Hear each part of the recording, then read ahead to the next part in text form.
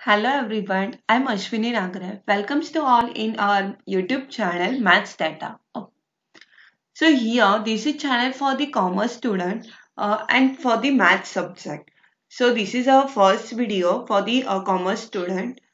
यहाँ पे सारे मैथ्स के मैथ्स मतलब पार्ट 1 एंड पार्ट 2 दोनों भी आपको वीडियो दोनों के भी आपको वीडियोस मिलेंगे.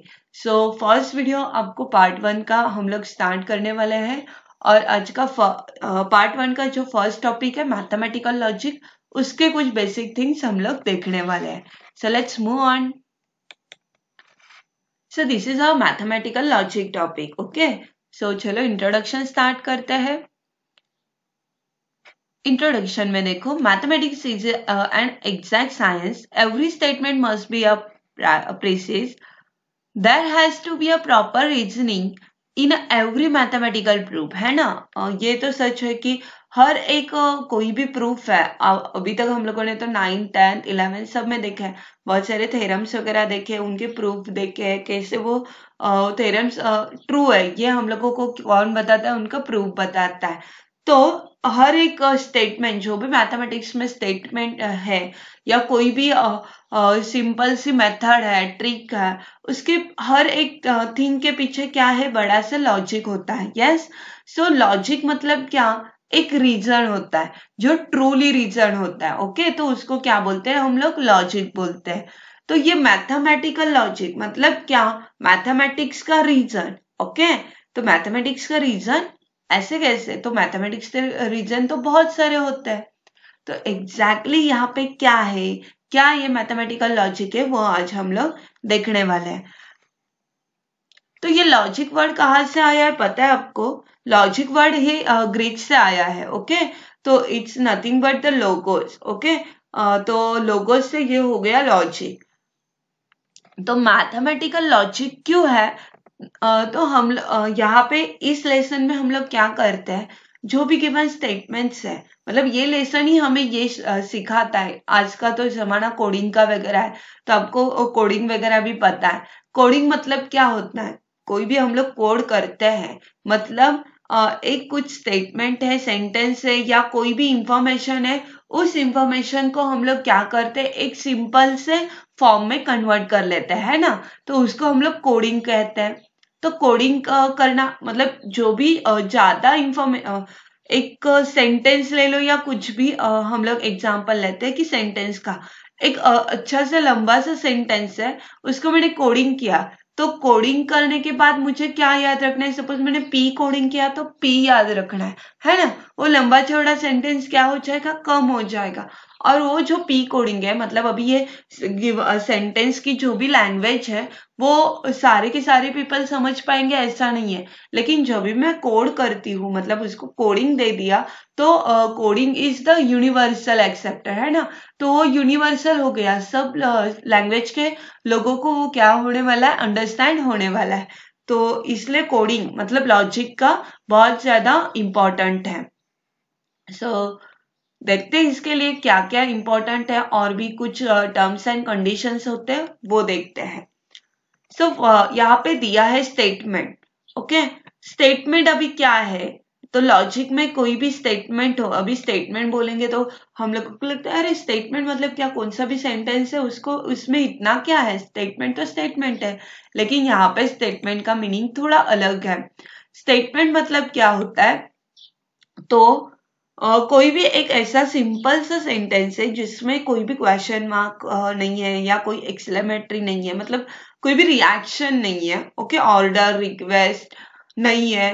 तो ऐसे थिंग्स को क्या ऐसे सेंटेंसेस को क्या बोलते हैं, स्टेटमेंट बोलते हैं, जो एकदम से सिंपल सा है और हम लोगों को बहुत सारी इंफॉर्मेशन प्रोवाइड कर रहा है. ओके, तो कुछ एग्जांपल्स देखते हैं स्टेटमेंट्स के. Just like first one is 2 is a prime number. तो यहाँ पे कुछ मतलब वो क्या कर रहा है, जब जस्ट इंफॉर्मेशन दे रहा है कि 2 इज अ प्राइम नंबर है, तो वहां पे कोई भी question mark, reaction, order, request ऐसा कुछ भी नहीं है. यस, तो इसलिए वो क्या हो गया, स्टेटमेंट हो गया. Second one is every rectangle is a square. Okay, क्या है, स्टेटमेंट है. तो the sun rises in the west, क्या है, ये भी एक स्टेटमेंट है. मतलब यहाँ पे कुछ भी ऐसा रिएक्शंस क्वेश्चंस वगैरह नहीं आ रहे हैं। एक बहुत ही सिंपल सा अंडरस्टैंडेबल और इंफॉर्मेटिव एक सेंटेंस है। फाइन। उसके बाद हम लोग truth values of the statement देखते हैं। अभी ये ट्रूथ वैल्यू क्या होती है, तो अभी कोई भी स्टेटमेंट है, ओके, तो कोई भी स्टेटमेंट हम लोग इजीली कह सकते हैं कि मतलब वो स्टेटमेंट पढ़ने के बाद हमें पता चलता है वो ट्रू है या फॉल्स है ना। तो सारे के ऐसा जरूरी नहीं है कि स्टेटमेंट हमेशा ट्रू हो, statement can be a false also, okay. तो ये ट्रू और फॉल्स स्टेटमेंट के लिए कुछ नोटेशंस है, यहाँ पे कुछ कोडिंग्स है। अगर हमारा स्टेटमेंट ट्रू है, ओके, तो वो डिनोटेड बाय कैपिटल टी होता है। कौन सा होता है यहाँ पे, कैपिटल टी से वो डिनोट होता है। अगर हमारा स्टेटमेंट फॉल्स है तो वो कैसे डिनोटेड होता है, कैपिटल एफ से डिनोटेड होता है। कैसे डिनोटेड होता है, कैपिटल एफ से, ओके। तो यहाँ पे हम लोग ऑब्जर्व करते हैं कुछ सेंटेंसेस दिए हैं, उनकी ट्रूथ और फॉल्स, मतलब जो भी ट्रूथ वैल्यू है, ट्रूथ वैल्यू मतलब क्या, ट्रू है या फॉल्स है, ओके, वो बताते हैं। तो फर्स्ट क्या है, the sun rises in a east. अभी सनराइज कहाँ से होता है, ईस्ट से होता है या वेस्ट से होता है, ओके, ये तो आपको पता है। तो सनराइज ईस्ट से ही होता है, यस। तो इसलिए ये क्या हुआ, गिवन स्टेटमेंट कैसा है, ट्रू है। ट्रू है मतलब उसकी ट्रूथ वैल्यू क्या हो जाएगी, कैपिटल टी हो जाएगी, ओके। सेकेंड वन देखो क्या बताया है सेकेंड वन में, the square of a real number is a negative. अभी हम लोगों ने तो आज तक यही पढ़ा है कि स्क्वायर इज ऑलवेज पॉजिटिव होता है, यस।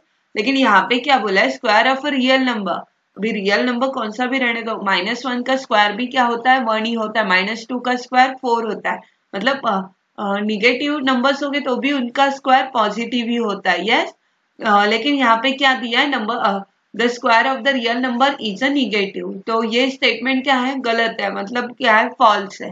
तो इसकी ट्रूथ वैल्यू क्या हो जाएगी, फॉल्स, मतलब कैपिटल एफ से ये डिनोट होगा, ओके। इसके बाद third one is sum of a two odd number is odd.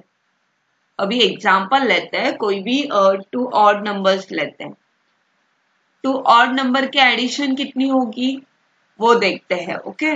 कौन से भी ऑड नंबर, जस्ट लाइक 1 + 3 कितना हुआ, 4। लेकिन 4 तो इवन है। यहाँ पे बोला क्या है कि आंसर मतलब सम कितना आता है, ऑड आता है। तो गिवन स्टेटमेंट राइट है या रॉन्ग है, ऑफकोर्स रॉन्ग है। रॉन्ग है मतलब क्या है, फॉल्स है। तो उसकी ट्रूथ वैल्यू क्या हो जाएगी, एफ हो जाएगी। Fourth one is sum of the opposite angles in a cyclic rectangle is 180 degree।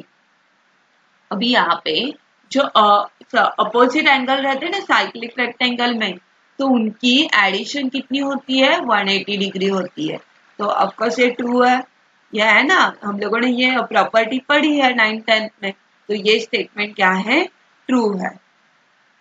अभी यहाँ पे कुछ नोट है, देखो, the sentences like exclamatory, interrogative, imperative are not considered as the statement.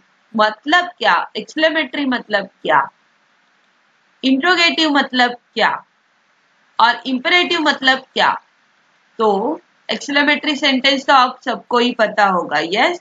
लेकिन ये इंट्रोगेटिव क्या है वो भी होप सो आपको पता है। इंट्रोगेटिव भी ग्रामर में आपने पढ़ा होगा, जहाँ पे क्वेश्चन मार्क आता है उसको क्या बोलते हैं, interrogative sentence.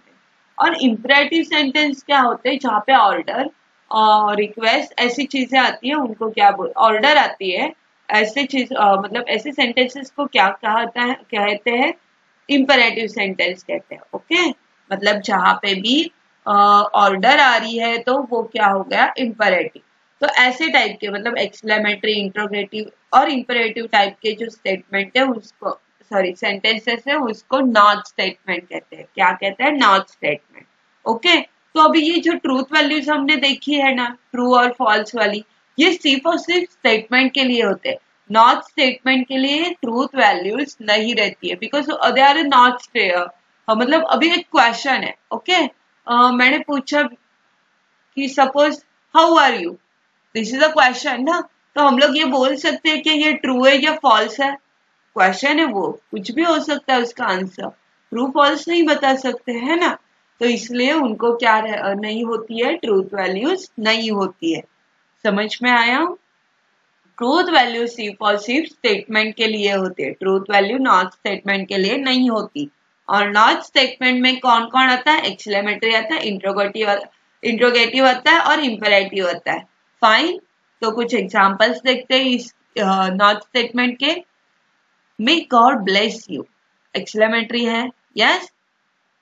Second one, why are you so unhappy, तो ये क्या है, क्वेश्चन मार्क है। तो क्वेश्चन मार्क मतलब ये सेंटेंस कौन सा है, इंट्रोगेटिव है। Okay. Third one, remember me when we are parted, यहाँ पे क्या है, रिमेंबर मी मतलब क्या बोला है, यहाँ पे एक क्या दिया है, ऑर्डर दी है ना, यस। ऑर्डर है मतलब वो क्या हो गया, इंपेरेटिव सेंटेंस हो गया, यस। उसके बाद है fourth one, don't ever touch my phone, ये भी क्या है, एक ऑर्डर दी है कि मेरे फोन को टच मत करो। तो ये क्या हो गया, ऑर्डर है मतलब क्या, again it's the imperative sentence. Okay. I hate you, यहाँ पे क्वेश्चन मार्क नहीं है, एक्सक्लेमेटरी है। Okay, I hate you. Okay, तो एक्सक्लेमेटरी सेंटेंस हो गया। Then where do you want to go today, question mark, तो क्वेश्चन मार्क है मतलब ये क्या हो गया, इंट्रोगेटिव सेंटेंस। ओके फाइन, तो आपको होप सो इंट्रोगेटिव, एक्सक्लेमेटरी और इंपेरेटिव में क्या डिफरेंस है ये अच्छे से समझ में आया होगा। सो let's move on. Now here the open sentences. This is the third one and last sentence of time. तो ओपन सेंटेंस क्या होता है, एकदम इजी लैंग्वेज में कहते तो सपोज मैंने एक एग्जांपल दिया है, he is a honest. Okay, अभी क्या बोला मैंने, he is a honest.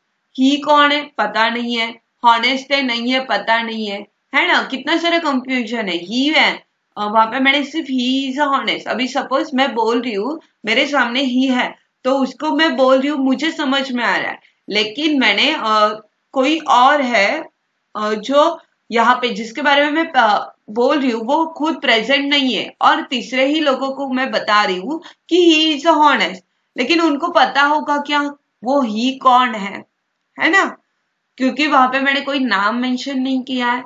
Okay, और वो कौन है वो भी वो लोग नहीं जानते हैं, तो सच में वो हॉनेस्ट है नहीं हॉनेस्ट है वो भी नहीं जानते। तो यहाँ पे क्या हो गया, मैंने जो इंफॉर्मेशन दी है वो क्या है, लैक ऑफ इंफॉर्मेशन है। मतलब वहां पे एटलीस्ट मैंने नाम मेंशन किया होता तो अलग बात है, लेकिन वहां पे मैंने नाम भी मेंशन नहीं किया है, तो वो क्या हो गई, कम इंफॉर्मेशन हो गई। और कम इंफॉर्मेशन है सेंटेंस में, इसलिए क्या हो रहा है यहाँ पे, हम लोग ट्रूथ है या फॉल्स है वो बता नहीं पा रहे। ओके, तो ऐसे सेंटेंसेस को क्या कहते हैं, ओपन सेंटेंसेस। मतलब जहां पे हम लोग ट्रूथ वैल्यूज बता नहीं सकते because of the lack of information. Okay, most of the इसमें बहुत सारे इक्वेशंस भी आते हैं, जो इक्वेशंस में lack of information हो ऐसे वाले। Okay, so let's move on to examples. Observe the following. First one is x plus 4 is equal to 8. अभी यहाँ पे सिंपल सा दिया है कि x plus 4 is equal to 8, लेकिन उसके बाद कुछ बोला है x is equal to what या x belonging to what numbers, no, मतलब x के बारे में और कुछ भी इंफॉर्मेशन नहीं दी है। तो x is equal to 1 consider करेंगे तो ये राइट आएगा क्या, 1 plus 4 8 होगा क्या, नहीं हो रहा है ना। तो हम लोग एग्जैक्टली यहाँ पे बता सकते हैं क्या, x इज इक्वल टू कितना, मतलब x के एग्जैक्ट वैल्यू क्या होगी, नहीं बता सकते। हमको इतना पता है कि x इज इक्वल टू 4 होगा तो वो ट्रू है, अदरवाइज इट्स अ फॉल्स। लेकिन ये क्या है, अदरवाइज मतलब दो ओपिनियन है, एक सिंपल सा ओपिनियन हम लोग नहीं दे रहे, तो यहाँ पे ये क्या हो गया, ओपन सेंटेंस हो गया। Fine. Second word, Chinese food is very tasty. अभी यहाँ पे क्या है, Chinese food is very tasty. अभी यहाँ पे मैंने मतलब उन लोगों ने चाइनीज फूड है ये भी इंफॉर्मेशन दी है। ओके, लेकिन जब भी various degree of the tasty food varies from the individual to individual, मतलब कि अभी सपोज मुझे चाइनीज फूड पसंद है लेकिन किसी और को इटालियन पसंद होगा, किसी को कुछ थाली वगैरह पसंद होगी, मतलब हर एक की चॉइस है। तो हम लोग ऐसे नहीं बोल सकते कि सिर्फ और सिर्फ चाइनीज फूड ही वेरी टेस्टी होता है या सिर्फ और सिर्फ इटालियन फूड ही वेरी टेस्टी है, नहीं बता सकते, बिकॉज वहां पे क्या है, ओपिनियन है, अलग अलग ओपिनियन है। इसलिए ये भी क्या हो गया, ओपन सेंटेंस हो गया। ओके, तो नोट दी है अगेन यहाँ पे, an open sentence is not considered as a statement in a logic. जैसे कि मैंने नॉट स्टेटमेंट को कहा था कि नॉट स्टेटमेंट को हम लोग ट्रूथ वैल्यू नहीं दे सकते, तो वहां पे वो मैथमेटिकल लॉजिक में नहीं यूज होगा। ओके, सिमिलरली यहाँ पे ओपन सेंटेंस जो है उसको भी हम लोग ट्रूथ वैल्यू नहीं दे सकते, तो जब भी ऐसे सेंटेंस आते हैं तो वो मैथमेटिकल लॉजिक में कंसिडरेड नहीं होते हैं। तो mathematical identity, second one is mathematical identities are true statement. Okay, तो जो भी आइडेंटिटीज है वो क्या है, ट्रू स्टेटमेंट की है। एग्जाम्पल देखो, a प्लस 0 कितना होता है और 0 प्लस a कितना होता है, a ही होता है, और a is a real number है, मतलब कोई भी रियल नंबर है ना। तो ये स्टेटमेंट क्या हुआ, एक मैथमेटिकल फॉर्म दिखा रहा है। चलो एक्टिविटी देखते हैं। यहाँ पे कुछ सेंटेंसेस दिए हैं, वो स्टेटमेंट है नहीं है वो बताना है, अगर है तो वेरी गुड, नहीं है तो कौन सा टाइप है वो बताना है, और अगर है तो आपको और एक काम है कि ट्रू और फॉल्स है वो भी बताना है। तो यहाँ पे देखो, जो गिवन सेंटेंसेस है उसके बारे में मैं नहीं बोल रही हूँ, जो हम लोगों को फिलिंग द ब्लैंक छोड़े वो देखते हैं। तो 6 is square of an even number is even. कोई भी इवन नंबर का स्क्वायर, 2 का स्क्वायर 4 होता है, 4 का स्क्वायर 16, इवन आ रहा है। और यहाँ पे फर्स्ट स्टेटमेंट है या नहीं है वो देखना है, तो लास्ट में तो फुल स्टॉप है और कोई भी ऑर्डर या रिक्वेस्ट नहीं है ना। यहाँ पे सेंटेंस में सादी सी इंफॉर्मेशन है, तो ये क्या हो गया, yes. I just tick here, you can understand better. Okay, yes, okay, then यहाँ पे रीजन लिखने की जरूरत नहीं है, ये ट्रू है, ऑलरेडी दिया है ना। यहाँ पे देखो x प्लस 5 लेस देन 14, तो ये क्या है, ओपन सेंटेंस है ना, क्योंकि इंफॉर्मेशन नहीं दी है कुछ, तो ये क्या हुआ, नॉट स्टेटमेंट। कौन सा ये, ओपन, कौन सा, open, yes.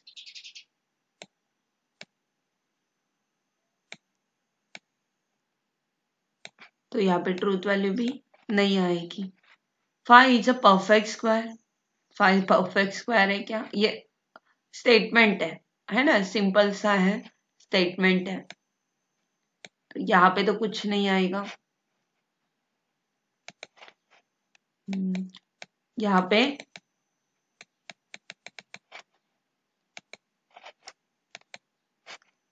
Okay, so this is the correct, and यहाँ पे कुछ नहीं आएगा।